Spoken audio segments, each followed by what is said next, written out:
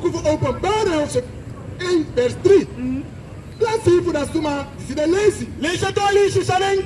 Laat zien voor dat suma, die zit lezen. Blessing voor dat stuma, die zit lezen. Ik raap het op.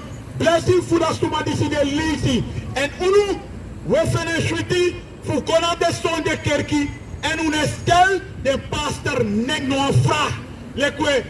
Lek makkelametjes, daar apostel tak ja en amen. We breed we klappen in de handjes. We bar hey, we bar draaijes winti. Maar sabai willen tak het al lezen?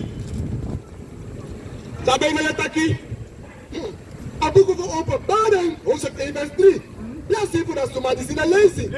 En dan jaren, dan woorden voor dat profeet die takitisi.